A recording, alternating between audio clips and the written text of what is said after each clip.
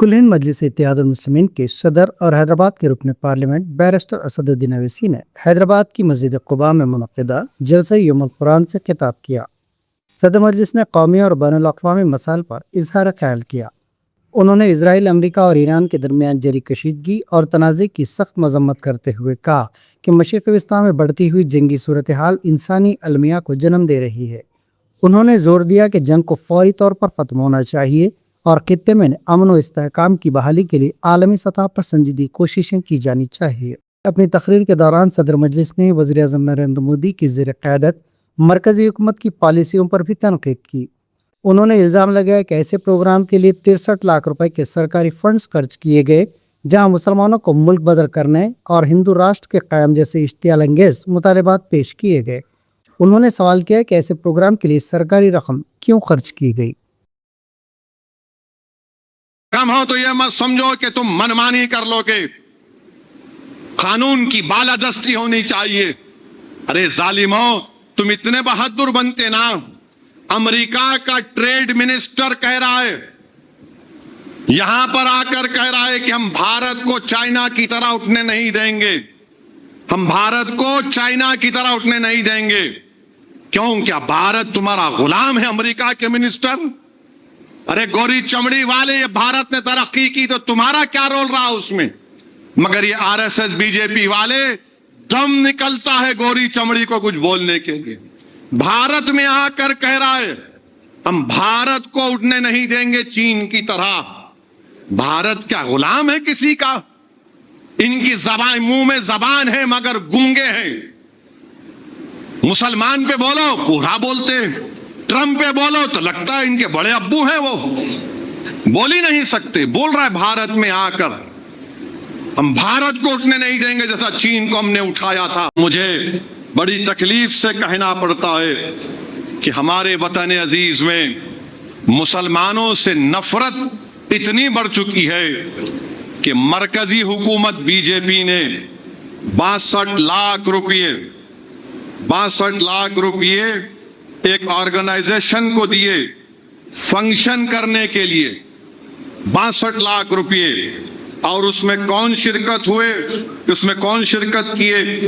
उस फंक्शन में जो पैसे दिए गए थे उस तंजीम को सनातन संस्था उसका नाम है, उसमें मरकजी वजीर गजेंद्र सिंह शेखावत, श्रीपद नायक, संजय सेठ और दिल्ली के मिनिस्टर कपिल मिश्रा उसमें तकरीर किए। और उस तंजीम को जो 62 लाख रुपए दिए गए, उन्होंने खुलेआम ये कहा कि इस आइन को, भारत के संविधान को, कॉन्स्टिट्यूशन को फेंक दिया जाए, मुसलमानों का मजहब तब्दील किया जाए, इन 25% को निकालकर फेंक दो, भारत को हिंदू राष्ट्र बना दो। अगर मुसलमानों को डिपोर्टेशन करते, मुल्क से डिपोर्ट कर दो। और फिर उसमें एक बीजेपी के लीडर भी थे, उन्होंने कहा कि मुसलमानों को हुकूमत का डर दिलाकर उनको इस्लाम से छुड़ा दो। और उन्हें यह भी कहा कि जितने बिजनेस करने वाले हैं वो अपने मुलाजिमीन को दबाव डालकर उनको इस्लाम से मजहब तब्दील करा दो।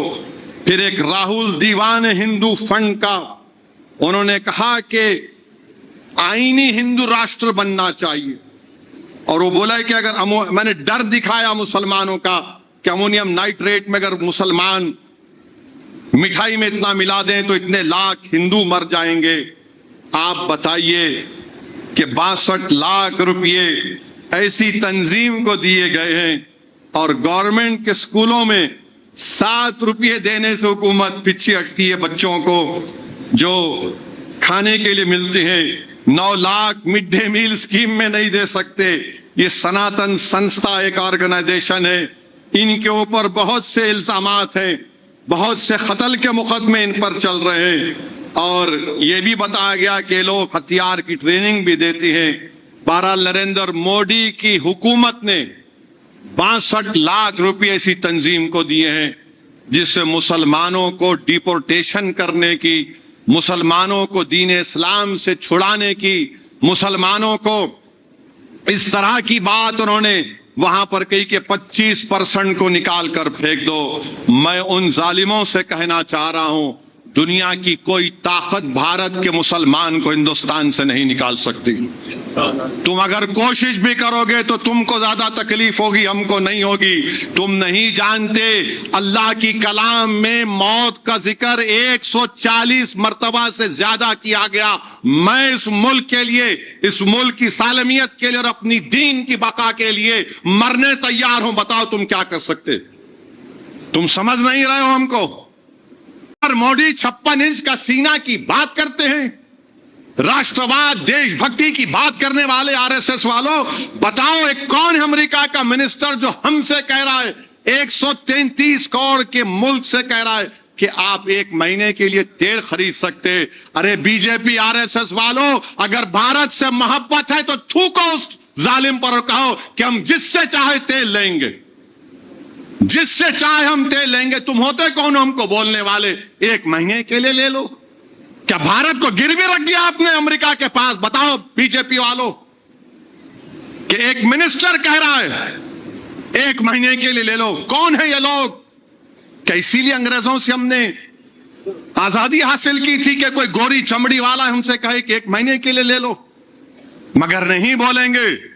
ट्रंप इनके बड़े अब्बा हैं, डर लगता है इनको, नहीं बोल सकते।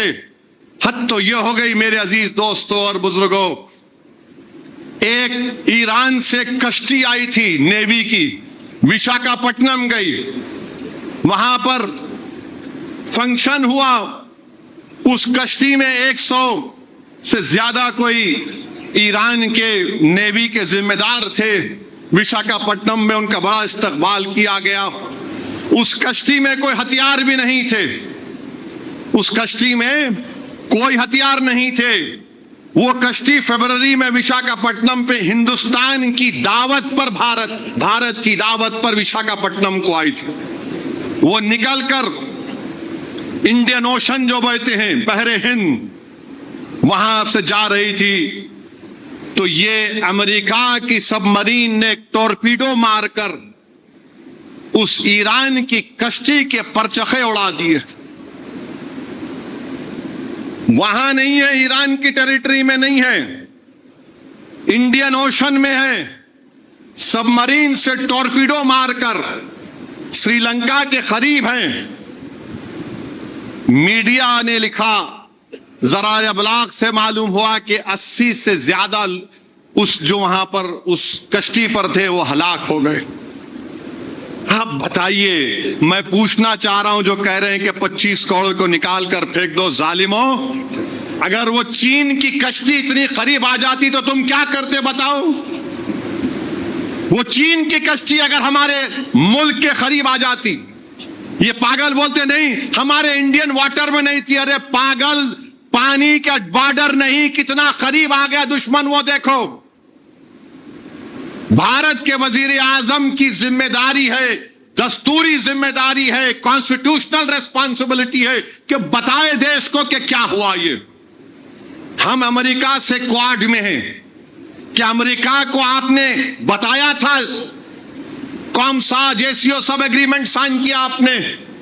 कैसे अमेरिका आकर इतने करीब हमारे मुल्क से यहां पर आकर, जिसको हमने दावत दी थी, जिस पर कोई हथियार नहीं थे, वहां पर उन्होंने उस कश्ती के परचखे उड़ा दिए। और मेरे अजीज दोस्तों और बुजुर्गों, बताना यही चाह रहा हूं कि अगर इसी तरह से माहौल चलता रहेगा, ये हुकूमत अगर शुतुरमुर्ग की तरह अपने चेहरे को जमीन के अंदर छुपा लेगी, तो फिर याद रखिए नुकसान आपको होगा। आप चाइना जो हमारे लिए सबसे बड़ा खतरा है, उसको आप क्या पैगाम दे रहे हैं?